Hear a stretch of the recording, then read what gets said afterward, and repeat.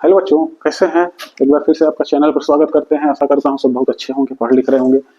आज बहुत दिन बाद फिर हम आप लोगों से मुलाकात कर रहे हैं। चलिए, जितने भी हम लोग पूर्ण संख्या पर टॉपिक बताया जा रहा था आप लोगों को, तो पूर्ण संख्याओं में हम लोग कुछ योग के प्रगुण और गुणन के प्रगुण पे हमारी चर्चा हो रही थी। तो उससे संबंधित कुछ एक सवाल हम लोग कर लेते हैं। तो ये सवाल है, देखिए, अक्सर एग्जाम में पूछा जाता है, आप लोगों की स्कूल लेवल परीक्षाओं में, कंपटीशन में भी इस टाइप के प्रश्न बैंक, रेलवे में, एसएससी में भी पूछ लिए जाते हैं। तो यहाँ एक वितरण प्रगुण का प्रयोग करके, ध्यान दीजिए, प्रश्न है वितरण गुणन मतलब वितरण प्रगुण का प्रयोग करके निम्न प्रश्नों को हल करना है। ये प्रश्न दिया गया है आपको। क्या प्रश्न है, ध्यान दीजिए। 487 गुणते 1008। अगर वो बोल दिया है कि वितरण नियम का ही प्रयोग करना है, तो आपको ये डिस्ट्रीब्यूशन लॉ, ये वितरण नियम प्रयोग करना। वितरण नियम ये क्या होता है, हम लोगों ने डिटेल से बताया हुआ है पहले, आपको फिर से समझ लीजिए। अगर तीन संख्याएं हैं, एक को बाहर ले लीजिए और दो को अंदर ले लीजिए ब्रैकेट के अंदर। इसे गुणा का योग पर वितरण नियम कहा जाता है। तो इसमें क्या करते हैं, पहली संख्या का ब्रैकेट के अंदर जो है उसके पहली संख्या के साथ गुणा करते हैं और फिर वही दूसरी संख्या के साथ भी करते हैं। इसमें विशेष बात है, सबसे पहले हम लोग यहाँ गुणांकों की चर्चा नहीं करेंगे, क्योंकि बीजगणित अभी हम लोगों ने नहीं पढ़ा है।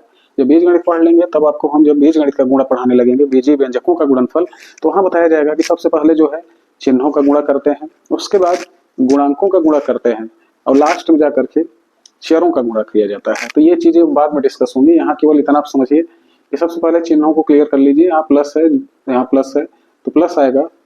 माइनस अगर होता तो माइनस हो जाता, लेकिन यहाँ फिलहाल प्लस ही है सब।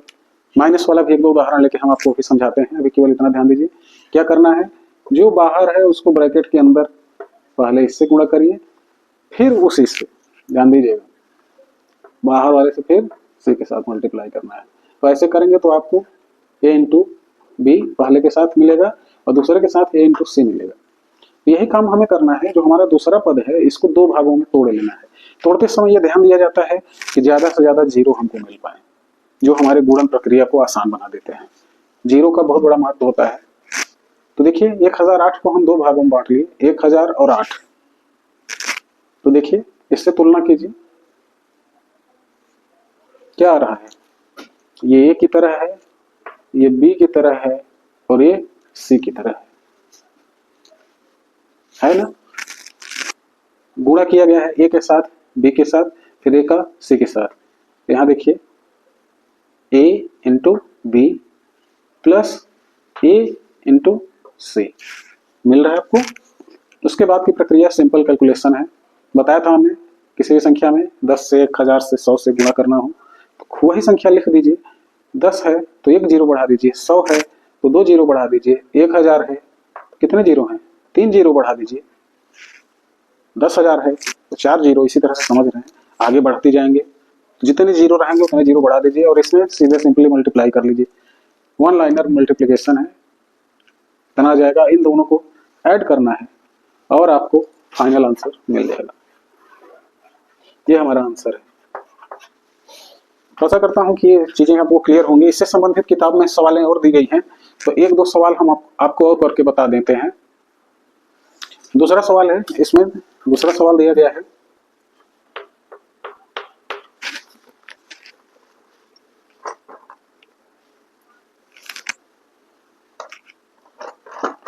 दूसरा सवाल देखिए अच्छे से।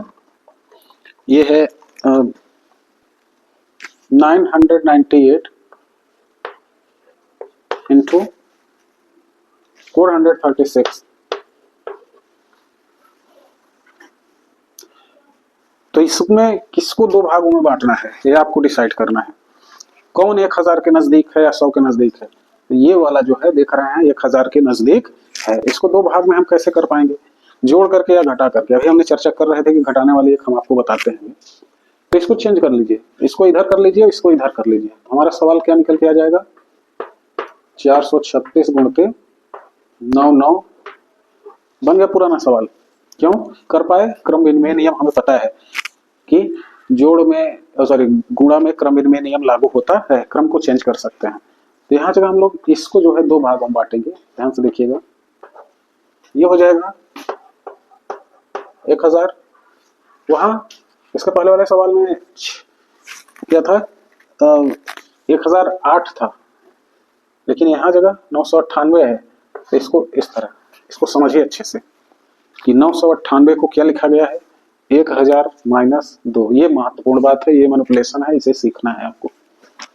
और इधर क्या है 436। फिर वही पुरानी प्रक्रिया करेंगे हम लोग, एक बार इसके साथ मल्टीप्लीकेशन, एक बार इसके साथ मल्टीप्लीकेशन। यही है वितरण नियम। क्या आने वाला है, ध्यान से देखिए। 436 गुणते 1000 आ गया। हमने कहा था अभी धन धन था, धन आया। अब यहाँ धन है, यहाँ ऋण है, तो धन और ऋण का गुणा, गुणन वाला नियम पढ़ लीजिएगा वीडियो में जाकर के, चिन्हों का गुणा, धन और ऋण का गुणा ऋण, ये हो जाएगा 436 गुणते 2।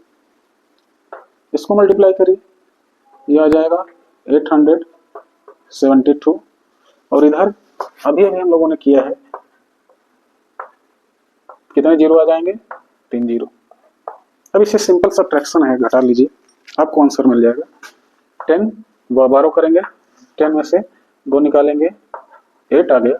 10 में से 7 सॉरी गलती हो गया ये, हाँ ये 10 to 8 ये सही है। यहाँ 9 है, 9 में से 7 घटाएंगे कितना आएगा, 2 आएगा। यहाँ फिर 9 है, 9 में से 8 घटाएंगे 1 आएगा। ये इसको 12 दिया था, तो यहाँ जगह क्या बचा है, 5 बचा है, और यहाँ 3 बचा है, और यहाँ 4। ये हमारा फाइनल आंसर निकल के आ गया है। देखिए कितना आसानी से हो गया ना। अगर ऐसा ना करते तो आपको 3 अदद से गुणा करना पड़ जाता है। ये 1 मिनट में आप निकाल ली, और फास्ट करेंगे तो 1 मिनट में आ जाएगा, और ये कम से कम आपका 2 मिनट 2.5 मिनट ले लेगा, तो 1 आध मिनट के समय की बचत आपकी होगी। आशा करता हूँ कि ये सवाल आपको कहीं भी कंफ्यूजन नहीं देगा। कुछ सवाल और हैं, एक दो हम करके आपको बताते हैं। और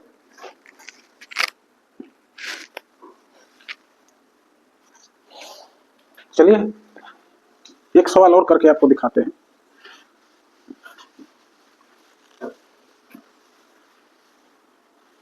इसमें तीसरा प्रश्न है, तीसरा प्रश्न दिया गया है, और सबको गुणन प्रक्रिया से ही लगाना है। 6 7 5 4 इंटू 94। ट्राई करिए आप लोग। तब से किसको एडजस्ट करेंगे, 94 को 2 पार्ट में तोड़ेंगे कि बड़े वाले को। तो ध्यान दीजिए, जहां से हमें 100 वो मिलेगा, या 1000 मिले, या 10,000 मिले, या 10 मिले, उसी पर हम चर्चा करेंगे। जोड़ने या घटाने पर एडजस्टमेंट किया जाता है। तो यहाँ जो 94 है, ये 100 से कितना कम है, 6 कम है। तो इसको हम लिख देंगे, क्या लिखेंगे बताइए, 100 ऋण 6। 2 पार्ट में तोड़ना है इसे, ये हो जाएगा 100 ऋण 6।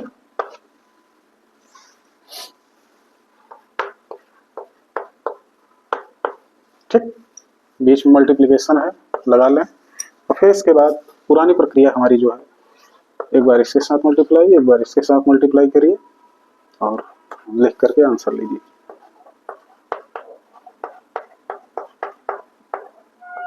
धन ऋण का गुणा, ऋण हो जाएगा 6 7 5 4 इंटू 6। सॉल्व करिए, 6 7 5 4 00 माइनस 6 के 24, 56 से 23 2 32, और 6 से 42 और 3 45, 6 के 36 4 46। अब इसे घटाना है, 10 में से 4 को घटाइए, 6 आएगा। 9 में से 2 घटाएंगे, 7 आएगा। यहाँ जगह 3 बचा है, यहाँ 5 है। 12 करेंगे, 13 हो जाएगा। 13 में से 5 गए, 8 आ जाएगा। और यहाँ एक उधार दे दिया था, तो यहाँ क्या बचा है, 5 बचा है। 5 में से 0 सॉरी 5 था, एक उधार दे दिया, 4 बचा है। तो ये हो जाएगा 4 में से 0 घटाएंगे, 1 2 सैकड़ा हजार, 1 2 सैकड़ा हजार, 5। ठीक है, फिर 4 7 में से 4 गए, 3, ये 63 6,34,876 आंसर है। 6,34,876 इस करेक्ट आंसर। तो इस नियम का प्रयोग करके बहुत सारे सवाल आप अपनी किताबों में हैं कर सकते हैं, और ये करेक्ट आंसर आया है हमारा।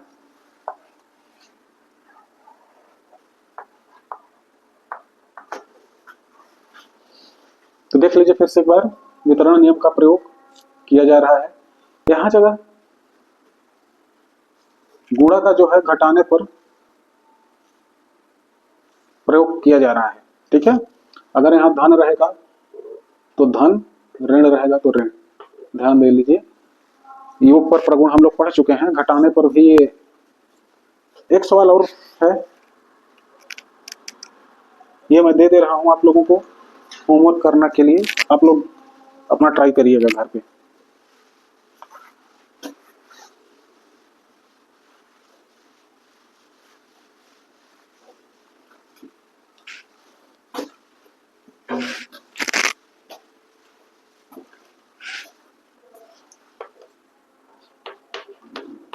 प्रश्न है 26,478,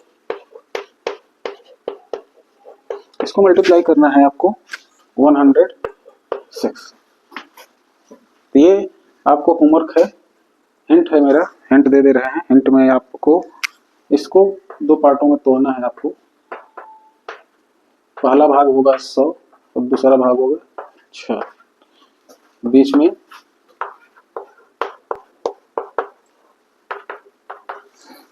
सेम प्रोसेस, इतने पूरे का गुणा इसके साथ फिर इसके साथ। हाँ, ये हो जाएगा 26,478, 26,478 गुणते 100 धन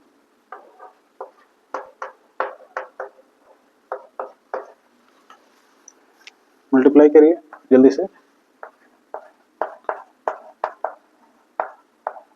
आ गया। इसका मल्टीप्लाई करिए 6,48 4 642 46 4 6 24 4 28 2 6 36 2 38 3 6 2 12 3 15। इसको जब जोड़ लेंगे तो कितना आ जाएगा 68, इधर 8 है, इधर 8 है, 8 8 16 के 6 हासिल गए 1, फिर 8 आ गया, 8 7 15 16 के 6 हासिल गए 1, फिर 5 है, 5 और 4 9, 10 के 0 हासिल गए 1। हाँ, ये आंसर आ गया हमारा। देख लीजिए, इसको आंसर टैली करा लेते हैं। 28,066,668 करेक्ट आंसर है। तो आशा करता हूँ कि इस टाइप के सवाल अब चाहे कंपटीशन में है चाहे स्कूली परीक्षाओं में है, आपसे कदापि गलत नहीं होंगे। तो इन प्रगुणों का प्रयोग करके आप लोग परीक्षाओं में भी आप कर पाएंगे। बहुत सरल है, इन प्रगुणों का प्रयोग करके हम लोग समय बचा पाएंगे और बचे हुए समय को अन्य प्रश्नों में हल करने में लगा पाएंगे। तो आज के लिए बस इतना ही, मिलते हैं फिर से एक नए कॉन्सेप्ट के साथ। तब तक के लिए bye bye, good night, thank you.